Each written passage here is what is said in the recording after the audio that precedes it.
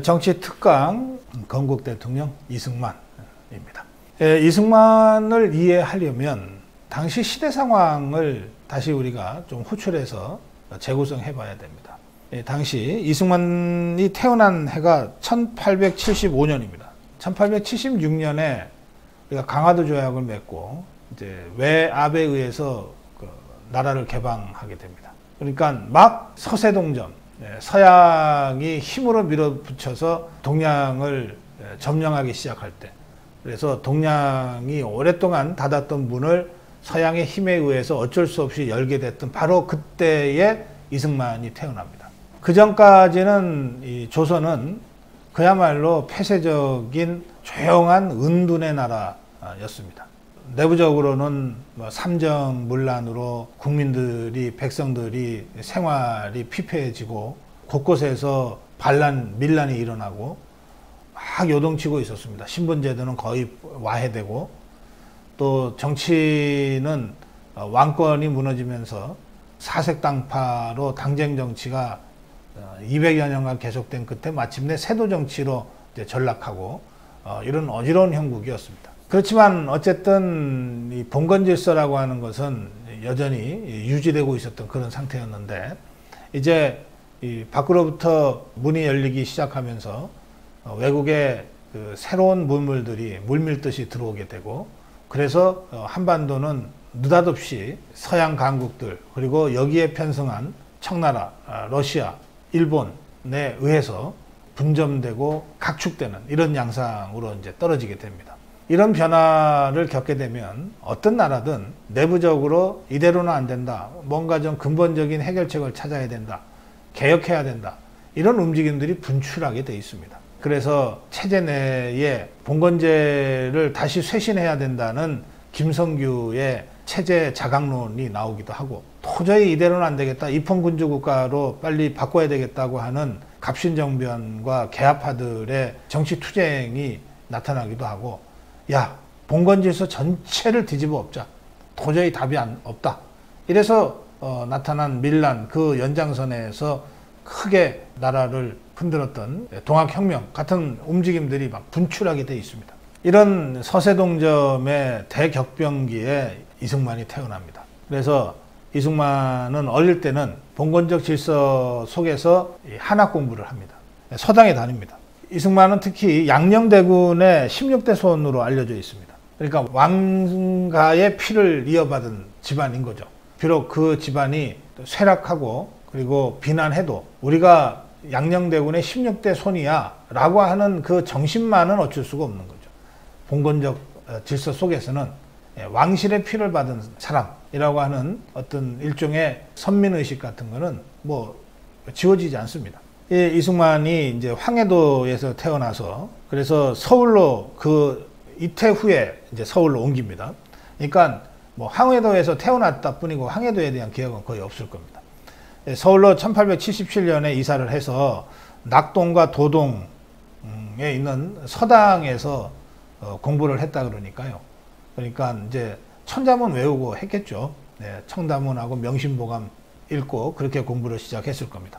세상에 나갈 준비를 하는 입장에서는 과거 공부를 했을 겁니다. 공부를 해서 입신양명하고 그리고 나라에 큰 일을 하는 것이 당시 젊은이들의 일반적인 목표였으니까요. 이승만도 서당에서 한학을 공부하면서 아마 과거를 준비했을 겁니다. 그런데 갑오경장으로 이 과거제가 폐지돼 버립니다. 1894년 갑오경장으로 과거제가 폐지돼 버립니다. 마치 우리 사법시험이 폐지되고 로스쿨제로 전환되는 것과 비슷한, 뭐 그보다 훨씬 더 충격적인 변화겠죠. 그렇게 하면서 이제 서양식 교육, 그러니까 더 이상 뭐 공자왈 맹자왈로는 세상에 나갈 수가 없게 돼버린 상태가 된 것이니까요. 그러니까 심각한 충격적 단절이 있었던 거죠. 그러면서 1895년에 과거제가 폐지된 그 다음 해에 이승만이 배제학당에 입학을 합니다. 1895년에 입학을 합니다. 그럼 1875년생이 1895년에 배제학당에 입학을 했으니까 20살, 20살에 20세에 이제 배제학당에 입학을 하는 겁니다. 그러면서 배제학당은 신교육을 가르치는 곳이죠. 서당에서 한문을 배웠지만 20살 되던 해에 과거제가 폐지되고 20살 되던 해에 배제학당으로 이제 입학을 해서 근대 신식 학문을 이제 공부하게 되는 거죠. 입학한 다음 해, 그만 리더십은 이제 어릴 때부터 타고났던 것 같아요. 입학한 다음에 협성회에 참여하고 그리고 협성회 회보를 창간해서 주필을 맡는 등 말하자면 청년 학생들 사이에서 리더십을 보이게 되는 겁니다. 그리고 1898년, 그러니까 배제학당 4학년인 셈이죠. 여기에 이제 만민공동에 참여하고 독립협회에 적극적으로 참여합니다. 당시 독립협회는 갑신정변에 실패한 개화파 지식인들이 대거 모여서 국민 교육운동을 하고 그다음에 국민들의 의식을 개혁해서 봉건적 절대왕정을 입헌군주 국가로 바꾸기 위한 운동을 하던 단체입니다. 아마 거의 자연스럽게 그러한 그 젊은 청년 이승만은 그러한 개화운동에 몸을 맡기게 됐던 것 같습니다. 만민공동에 참여, 독립협회 참여. 그러면서 배제학당에서도 협성회 회보를 창간해서 주필을 맡았을 만큼 이렇게 메시지를 작성하고 또 그것을 표현하는 글솜씨가 뛰어났던 것 같습니다. 그래서 독립협회에 참여한 직후 매일신문을 창간해서 기자 생활도 하면서 주필을 지내기도 했습니다. 또 8월 달에는 제국신문을 창간해서 편집과 논설을 담당하기도 했습니다. 이때가 다 20대 초반입니다. 21살, 22살, 23살, 24살 때 이런 활동을 하게 되는 겁니다. 예, 그리고 이제 24살 때 1899년입니다. 99년에 피 끓는 젊은 청년 이승만은 박용효, 당시에는 이미 갑신정변을 주도했다가 실패하고 일본에 가서 피신해 있다가 다시 돌아와서 활동을 하고 있었던 개화파의 거두 박용효와 관련된 고종황제 폐위 음모 사건에 연루가 됩니다. 예, 당시에 고종은 대한제국을 선포하고 임금에서 황제로 이름을 바꿨지만 그러나 전제군주였죠. 무능한 전제군주였습니다. 그래서 명실상부한 입헌군주제는 아니었던 거죠. 그러니까 박용효는 15년 전 1884년 15년 전에 시도했던 그 갑신정변, 그 갑신정변은 입헌군주제 국가를 만들기 위한 개혁운동이었거든요. 이제 그것을 다시 한번 하기 위해서 아마 고종황제라고 하는 이 전제군주를 폐위해야 되겠다, 뭐 이런 생각을 좀 했던 것 같은데 그 음모 사건에 연루가 되어서 잡힙니다. 감옥을 갑니다. 감옥에서 1904년 8월까지 5년 7개월간 한성 감옥에 투옥됐습니다. 그 당시는 이제 이승만이 박승선과 이미 결혼한 지 꽤 한 10년 가까이 됐던 때입니다. 그 당시 감옥은 밖에서 밥을 넣어주는 감옥이었습니다. 그러니까 가난한 사람은 밖에서 누군가가 밥을 넣어주지 않아서 굶어 죽는 경우도 다반사였고, 그리고 워낙 수영 환경이 좋지가 않아서 겨울이면은 거의 한대에서 바람 맞으면서 얼어 죽는 경우도 드물지 않고 그랬던 때입니다. 그래서 바깥에서 어쨌든 밥을 해서 옥수발이라고 하는 게 그때부터 나왔던 거죠. 옥수발을 해줘야만 됐던 상황인데 아마 이승만은 뭐 그런 정도의 가정 여건은 됐던 것 같습니다. 그래서 5년 7개월간 한성 감옥에 투옥이 됐다가 나옵니다. 이 이승만이 1899년에 구금된 직후에 배제학당이라는 곳이 말하자면 개화파 지식인들이 모여있는 곳이고 또 미국의 선교사들이 선교사업의 일환으로 만든 곳이기도 하기 때문에 배제학당에서 활발하게 청년활동을 하면서 당시에 많은 선교사들이나 이런 사람들과 친분이 쌓였을 겁니다. 그리고 이승만이 상당히 훌륭한 인물, 청년 인재라고 하는 것들을 인정을 받았을 것이고요. 그래서 구금된 직후에 미 공사였던 알렌이 이승만의 석방을 위해서 노력을 하기도 합니다. 이미 그때부터 이승만은 국제적으로 주목받는 청년이었던 겁니다. 또 탈옥을 시도하다가 실패해서 종신형을 언도받기도 합니다. 그러나 결국 살기는 5년 7개월간 살고 나옵니다. 감옥에서 이승만은 하나님을 만나게 됐다고 그러죠. 그 배제학당에서부터 아마 기독교에 눈을 떴던 것 같은데 실제로 감옥 생활을 하면서 성령의 힘을 받아 기독교의 신앙에 입문하게 됐다고 합니다. 이 당시 기독교는 서양 제국주의의 앞잡이라는 비판적인 측면도 없지 않아 있었습니다만, 그러나 어쨌든 새로운 사상, 새로운 문물, 그리고 민주주의라고 하는 새로운 선진 제도와 함께 들어왔던 것입니다. 그래서 우리나라에 기독교가 들어오는 과정에서 많은 핍박을 받고 또 순교를 한 분들이 많이 있습니다. 뭐 대원군 아버지 묘를 도굴하려고 했던 그런 사건도 이제 벌어지기도 하고 뭐 여러 가지 우여곡절도 있습니다만, 그러나 전체적으로 기독교가 한국 사회를 봉건적인 질곡으로부터 해방시키는데 상당히 중요한 역할을 했던 것은 우리가 인정할 수밖에 없는 역사적 사실입니다. 그러니까 이승만도 청년 이승만도 바로 그 기독교 신앙에 눈을 뜨고 입문하면서 완전히 새로운 민주적인 어떤 사고방식으로 자신을 이제 재무장하게 됐다, 이렇게 볼 수 있습니다. 감옥살이를 했던 20대 초반 그리고 30대까지 감옥에서 5년 7개월간 있으면서 이승만은 청일전기, 그러니까 청일전쟁의 역사입니다. 독립정신 등을 소술했다고 합니다. 그리고 아주 특이할 사건이 있는데 신영한사전을 편찬했다고 합니다. 사전 편찬이라고 하는 것은 영한이니까 영어를 한국어로 사전으로 만들었다는 것이니까 영어를 우선 아주 탁월하게 잘해야 됐고, 그리고 그것을 한국어로 정확하게 설명하고 표현할 수도 있었어야 되는 거죠. 두 나라 말에 아주 정통했다는 뜻입니다. 이미 그 시기에. 이거는 아주 놀라운 일이죠. 20대 초반, 20대 중반에서 30세 가기 전의 요 시기에, 그것도 무슨 작업 환경이 좋은 것도 아닙니다. 감옥에서 여러 사람과 함께 한 것도 아니고 혼자서 신영한사전을 편찬했습니다. 그러니까 이승만이 여러 가지로 탁월한 사람이지만 그 청년 시절의 이승만이 그야말로 천재적인 어떤 재질과 또 그 열정과 행동력을 갖고 있었다는 것을 단적으로 보여주는 사건입니다. 1904년 8월 9일입니다. 종신형을 선고받고 감옥에 있다가 고종의 특별 사면령을 받고 이제 감옥에서 석방됩니다. 이게 뭐 갑자기 온 사면이 아니고 고종에 대해서 고종에게 이승만을 빼내오기 위해서, 이승만을 석방시키기 위해서 다양한 형태의 어떤 정치적인 움직임과 노력이 있어서, 그래서 특사로 감옥에서 석방하는 대신에 국내에 있지 말고 미국에 가라, 이렇게 됐던 것 같습니다. 그래서 미국으로 갑니다. 민영환, 한규설의 주선으로 한국 독립을 청원하기 위한다는 명분을 세워서 이제 미국으로 갑니다. 그게 1904년이고 1905년에 미국에 가자마자 이승만은 조지 워싱턴 대학교에 2학년 장학생으로 입학합니다. 이미 영한사전을 감옥에서 쓸 정도의 탁월한 영어 실력을 갖고 있었기 때문에, 그리고 아마도 당시 조선이라는 나라에서 온 젊은 청년들 중에서는 그 정도로 영어와 이 열정과 행동력을 구비한 사람이 없었을 겁니다. 조지 워싱턴 대학교 2학년 장학생으로 입학하고, 그리고 하버드 대학교에서 석사를 받고 프린스턴 대학에서 박사를 받는데, 프린스턴 대학 1910년에 프린스턴 대학에서 박사를 받습니다.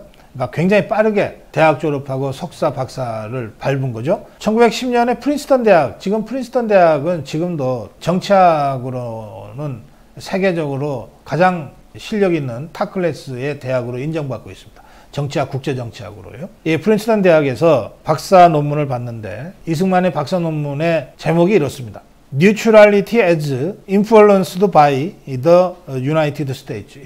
이렇습니다. 미국의 영향하의 중립론, 이겁니다. 이게 스위스가 떠오르죠. 스위스는 이제 영세 중립 국가인데 지금도 스위스는 중립 국가죠. 이거는 그 주변 강대국들에 의해서 공인된 중립 국가입니다. 그러니까 중립 국가가 그냥 나 중립하겠다고 해서 그게 다 다른 주변 국가들로부터 존중되면, 그러면 전쟁하기 싫고 분쟁에 휩쓸리기 싫은 나라들은 다 중립 선언하면 되겠죠. 근데 그렇지가 않아요. 현실적으로 나 중립하겠다고 해도 옆에 강대국들이 인정 못해. 그러고서 침략하고 속국으로 삼으면은 할 일 없이 식민지가 되는 겁니다.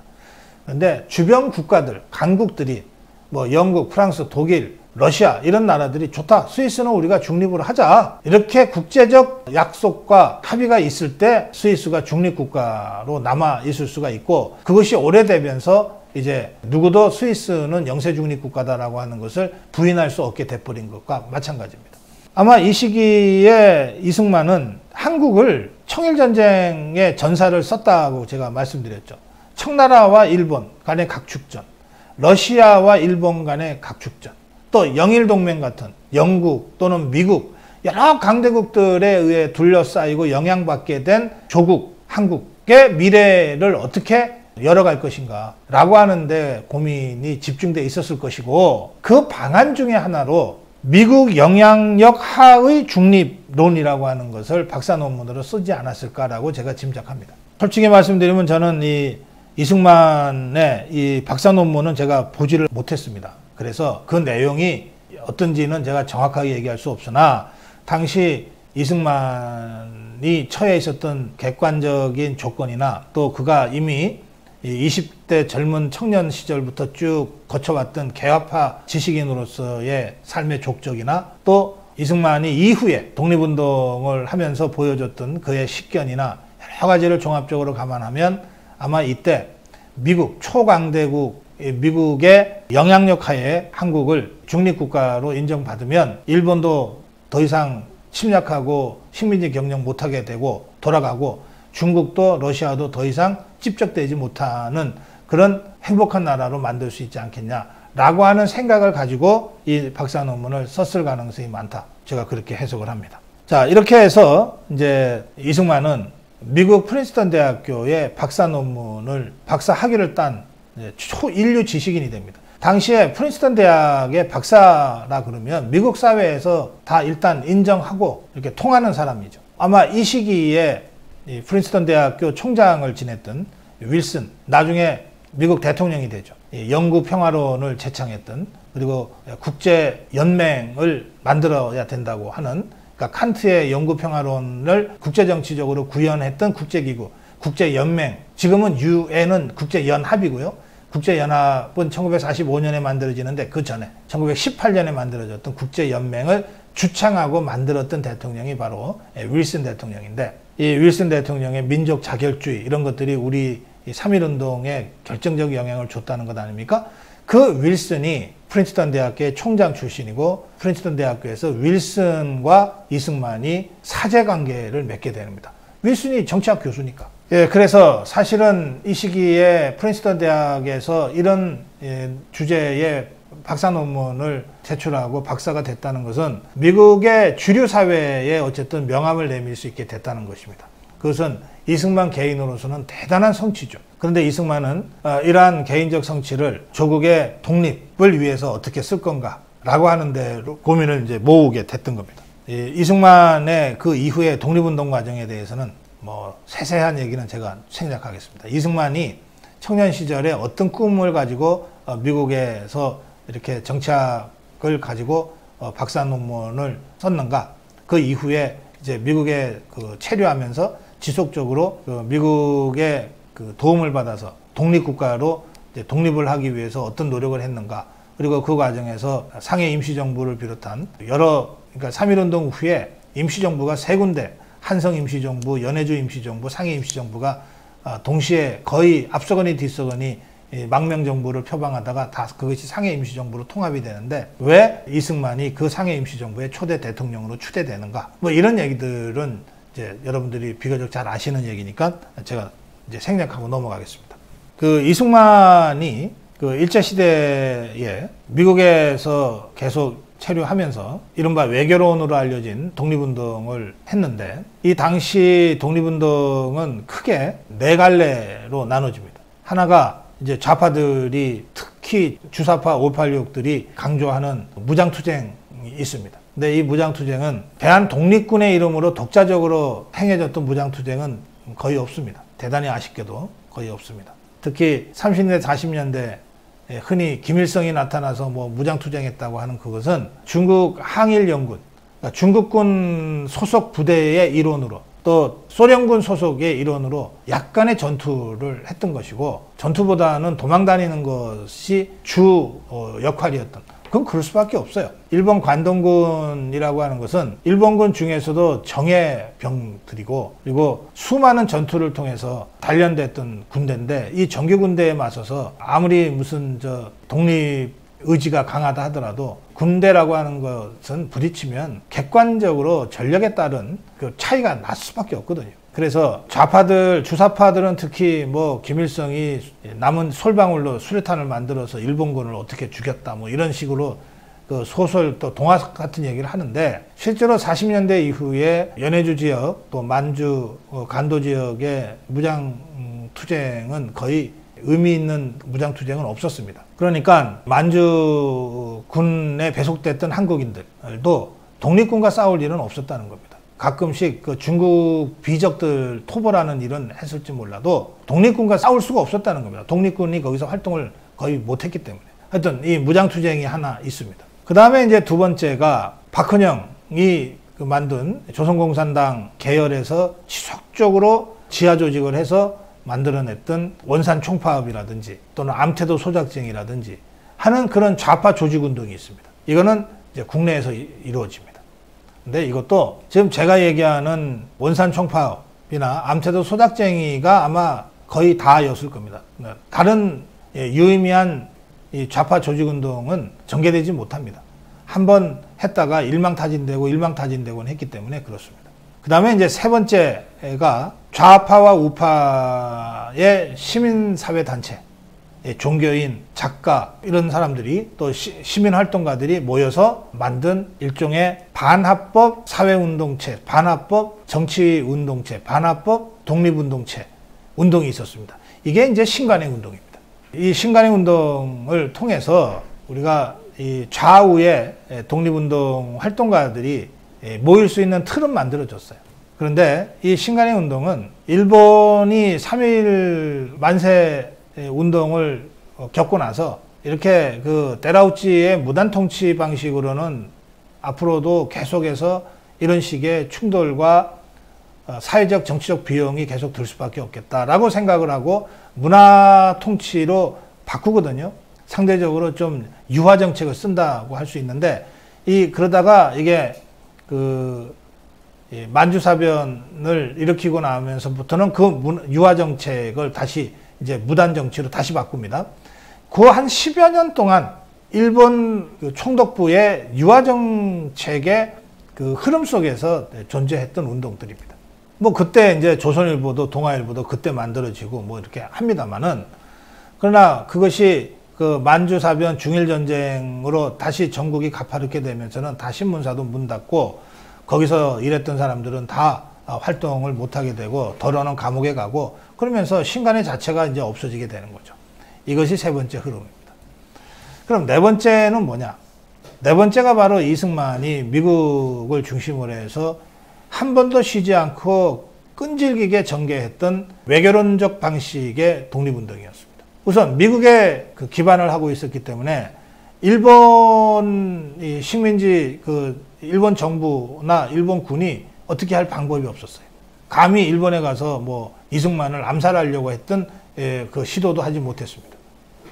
그다음에 당시 최강대국인 그 미국의 국제적 영향력이 어쨌든 뭐 영국이나 독일, 프랑스보다는 앞서 있었기 때문에 미국의 대통령, 미국의 정치인들에게 조선이 독립돼야 된다, 일본을 견제해야 된다 고 하는 주장을 끊임없이 설파하는 이승만 방식은 결국은 나중에 힘을 발휘하게 되죠. 그리고 외교론을 통해서 미국에 있으면서 상대적으로 좀 안정적으로 독립운동을 할 수 있어서 여기서 모은 돈들을 상해 임시정부로 보내서 상해 임시정부의 활동비로 쓰게 하기도 하고, 또 전쟁 말기가 되면 이제 2차 세계대전이 끝날 무렵이 되면 미국에 있으니까 세계 정세를 국내에 있는 것보다는 더 정확하게 더 빨리 알 수 있었지 않겠습니까? 그래서 이승만이 2차 세계대전이 막바지에 치달을 때 가장 정력적으로 했던 게 뭐냐면 광복군을 정식으로 2차 세계대전 참전국으로 인정해 달라고 하는 운동이었습니다. 이게 결국은 실패하는데 그 과정에서 절충적으로 나왔던 게 OSS입니다. 그러니까 OSS는 미국 군이 일본에게 항복을 받아내기 위해서 일본 군 사정을 잘 아는 사람, 또 한국 사정을 잘 아는 이 한국인들과 함께 정보 수집도 하고, 그리고 침투 작전도 세우고, 했던 그 특수부대입니다. 이 특수부대 역할로 이 OSS에 이제 한국인들이 참여하게 되는데, 그런 방식으로 해서 실질적으로 미국과 공동 행동을 할 수 있는 기반을 만들어낸 게 이승만입니다. 그러니까 김일성은 중국군에 있다가 소련으로 가서 소련의 후원을 받아서 북한에 들어왔다고 한다면, 이승만은 처음부터 끝까지 미국에서 활동하고 미국의 주요 정치인들과의 두터운 신뢰관계 속에서 OSS까지 작업을 하고, 그리고 그 미국의 배경으로, 미국을 배경으로 이제 한국에 들어왔다, 이렇게 볼 수 있습니다. 그래서 해방 후에 북한은 소련군이 데리고 들어온 김일성이 신속하게 정권을 잡죠. 권력을 잡죠. 그런데 이제 이 남한은 미국에서 활동을 하고 미국의 조야의 여러 정치인들과 깊은 네트워크를 갖고 있는 이승만이 나타나니까 이승만 중심으로 이제 판이 재편되게 되는 겁니다. 그래서 처음에 이승만이 귀국했을 때 여운형이 했던 인민위원회도 이승만을 주석으로 모시겠다고 그러고, 그러니까 좌파에서도 이승만을 주석으로 모시겠다고 한 거예요. 그리고 김성수, 송진우 등이 만들었던 한민당에서도 이승만을 당수로 모시겠다고 그러고, 그랬던 겁니다. 그런데 이제 이승만이 들어와서 보니까 여운형의 인민위원회는 좌파라서 안 되고, 그다음에 송진우, 김성수 등의 한민당은 이미 국민적으로 신뢰를 잃은 이 지주 계급들, 지주 출신들, 그리고 특히 이 사람들은 대부분 일제시대를 살아오면서 독립운동의 전면에 섰다고는 하기 어려운 그런 경력들을 갖고 있어서 국민적 신망과 지지를 얻기가 쉽지 않다고 판단했던 것 같아요. 그래서 이승만이 따로 합니다. 따로 하는 것이 독립촉성회죠. 독립촉성회. 그런데 실제로 이 시기에 이승만이 그 미국과 여러 그 네트워크를 갖고 있었기 때문에, 미국의 주요 정치인들과 네트워크를 갖고 있었기 때문에 실제로 자신의 상대는 북한에서 소련이 내세운 김일성이다. 그 다음에 그 김일성과 연계해서 암약하고 있는 박헌영의 조선공산당이다 라고 하는 것을 정확하게 알고 한국에 들어오게 된 겁니다. 그러니까 이 상황에서는 이제 자유민주주의와 공산주의와의 전면전이 시작됐다. 지금까지는 일본이나 독일이나 이탈리아 같은 이 파시즘 전체주의 국가들과의 싸움이었고, 그 싸움을 하기 위해서는 공산당 국가인 소련과 자유민주주의 국가인 미국이 연합해서 갈 수밖에 없었다. 그런데 이 전체주의 파시즘 국가인 주적이 사라진 상태에서는 지금부터는 진짜 적인 공산주의와 자유민주주의 간의 체제 대결로 갈 수밖에 없다. 이 인식을 누가 가장 빨리 했느냐에 의해서 정치인의 운명이 결정되고 나라의 운명이 결정되는 시기였던 겁니다. 그러니까 소련은 바로 그 체제 경쟁으로 돌입하면서 자신들의 꼭두각시로 김일성이를 세웠어요. 미국은 체제 경쟁을 대비는 했지만 자신들의 꼭두각시로 이승만을 세우지는 않았어요. 자기들이 직접 해야 되겠다고 생각을 했던 겁니다. 그래서 미 군정은, 그러니까 하지나 이 미 군정 장관 하지가 한국을 전혀 모르는 진짜 군인이었잖아요. 순수 군인. 그래서 하지가 미 군정을 맡아서 처음에는 박헌영 세력도 다 합법적으로 활동하게 내버려 뒀어요. 여운형 물론 말할 것도 없죠. 그러면서 이승만이 오히려 소수파가 돼버린 거예요. 김구도 뭐 우리가 김구 선생 하지만 이 사람도 체제간 경쟁이 시작됐다는 국제 정세를 잘 몰랐어요. 그래서 이 사람은 우파인데도 좌파의 통일전선 전술에 계속 놀아놨던 겁니다. 한국이 남북으로 갈라지면 안 돼.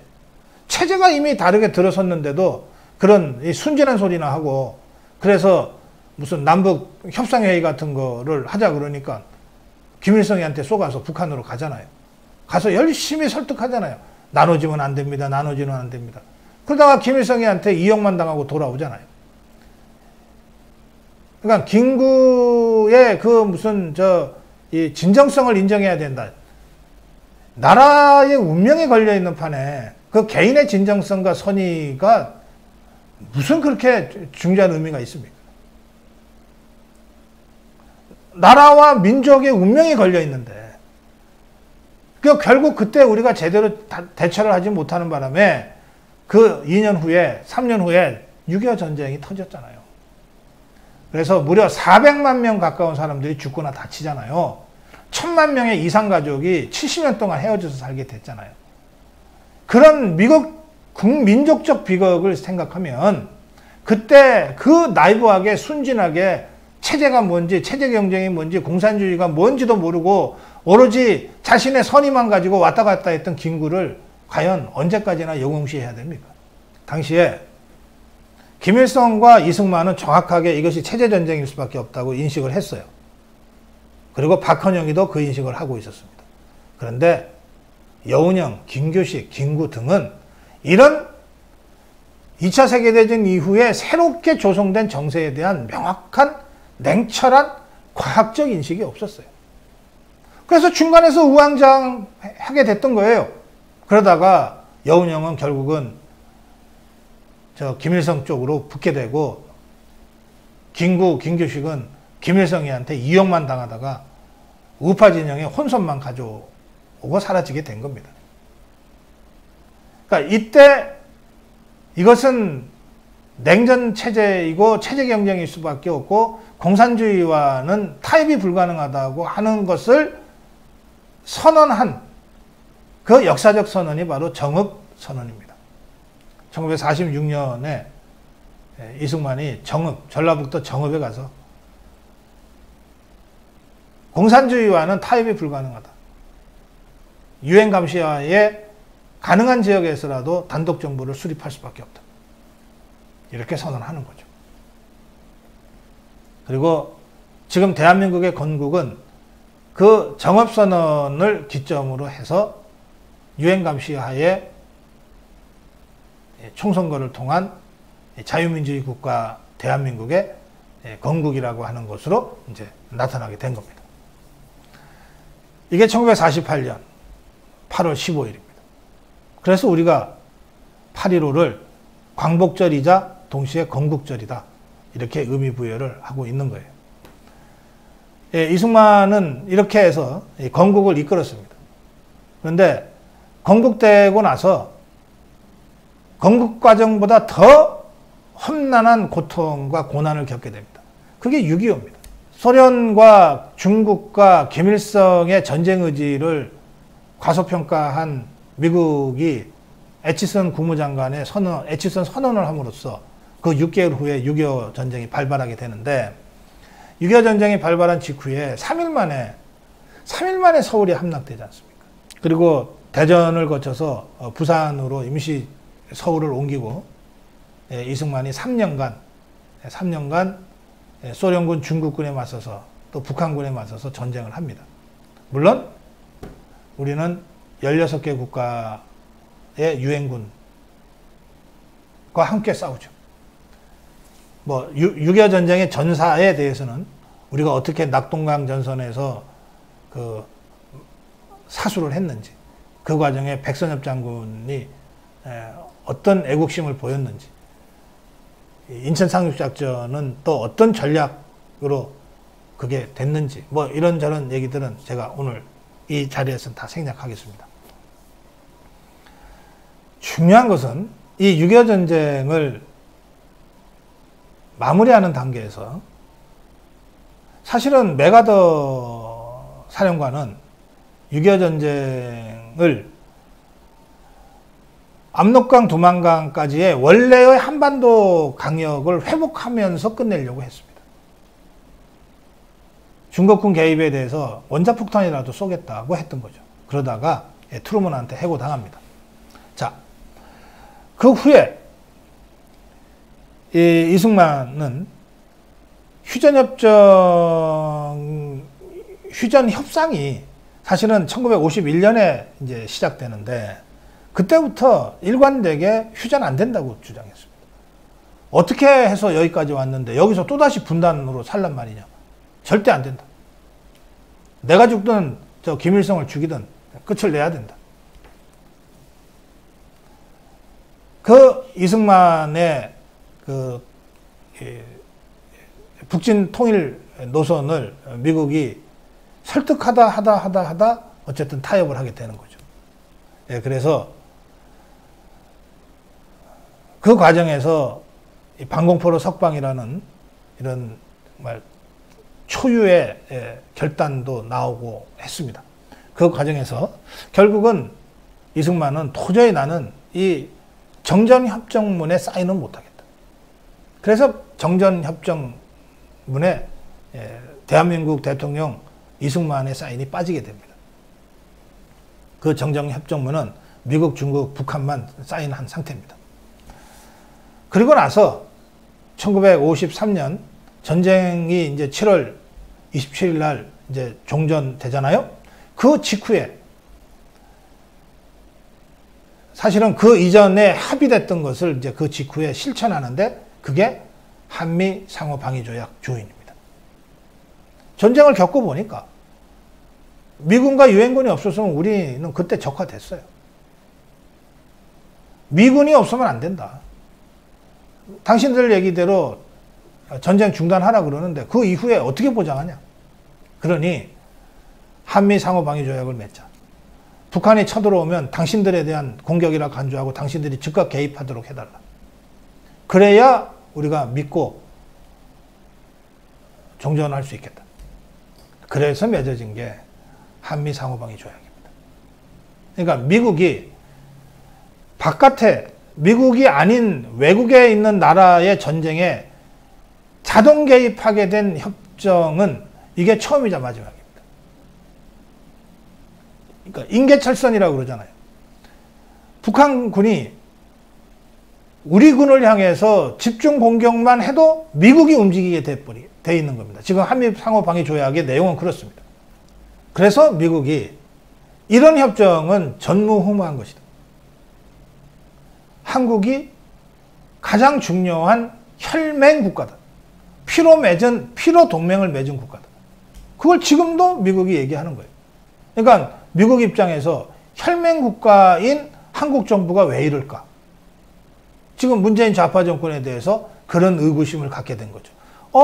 한국 혈맹 국가인데 지금도 인계철선으로 연결되어 있는 나라인데 왜 문재인 좌파 정권은 미국을 얘기하기 전에 중국을 얘기하고 북한을 먼저 생각할까? 이승만 대통령이 전쟁에서 우리가 미완의 승리를 한 겁니다.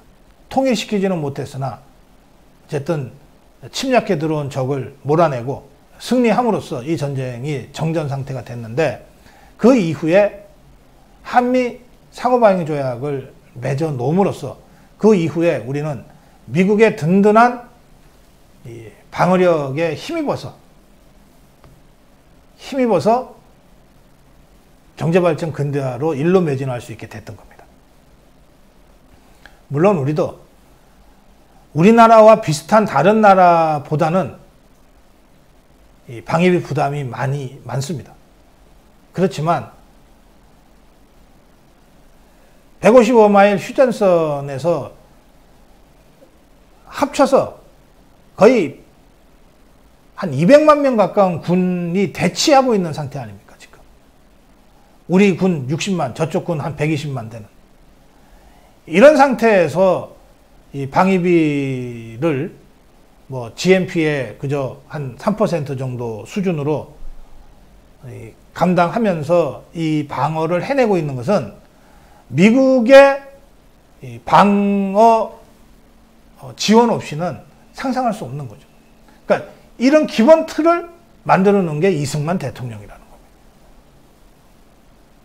지금 좌파들은 이때 만들어 놓은 한미 상호 방위 조약의 군사작전 지휘권을 어떻게든 우리가 갖고 오겠다고 사실상 한미 상호 방위 조약을 해체하려고 지금 안달이 나 있습니다만 이것은 지난 70년간의 대한민국을 있게 만든 조약입니다. 대한민국의 지금의 경제적 성취와 안정적인 안보 상황을 가능하게 한 출발점에 해당되는 거예요. 그래서 미국의 정권이 바뀜에 따라서 미국도 뭐 이렇게까지 우리가 한국의 모든 군사 지휘권을 우리가 갖고 있을 필요가 없지 않냐, 이런 생각을 하는 미국 대통령들도 나타나고 해서 이제 연합작전 군사 지휘권을 한국군에게 넘긴다고 하는 얘기들을 그동안 해왔지만 박근혜 정부에서 시한을 박지 않겠다. 우리가 충분히 그 작전권을 넘겨받을 준비가 될 때까지는 계속 미국이 맡아달라. 이렇게 해놨던 거거든요. 제가 건국을 얘기했습니다. 건국 대통령 이승만. 자유민주주의 체제로의 이 건국만 아니라 건국 과정에서 겪었던 것보다 더 어려운 고난과 고통이 6.25 전쟁이었고 이걸 극복한 대통령이다. 그리고 그걸 극복하면서 한미상호방위조약이라고 하는 것을 만들어내서 이후에 그 이후 지금까지 70년 동안 그야말로 안보 걱정 크게 하지 않고 근대화와 경제성장에 일로 매진할 수 있게 만든 기틀을 만든 대통령이 이승만 대통령이다. 그런 점에서 저는 자유민주주의 체제 그리고 튼튼한 안보 이 기틀을 만들었다는 의미에서 이승만 대통령을 건국 대통령이라 불러 모자라지 않다 이렇게 생각합니다. 명실상부한 건국 대통령 이승만. 개화기의 그 청년 시절을 보내면서 개화기 개혁파 지식인으로서 정치에 입문하고 미국에서 독립운동을 하고 그리고 해방된 조국에 돌아와서 그 체제 자본주의와 공산주의 간의 치열한 체제 경쟁의 와중에서 불리한 정치 지형 속에서 이 자유민주주의로 대한민국을 건국하는데 견인차 역할을 하고 그리고 건국 과정보다 더 어려웠던 6.25 전쟁을 이겨내면서 지금의 민주화와 근대화의 토대가 됐던 한미 상호방위조약을 체결해내는 이러한 전체적으로 대한민국의 틀을 주조한 그런 대통령 이승만 대통령이 명예롭게 건국 대통령이라는 칭호에 걸맞게 앞으로 평가되어야 되겠다. 그렇게 말씀드립니다. 자, 건국 대통령 이승만 오늘 여기까지 하겠습니다.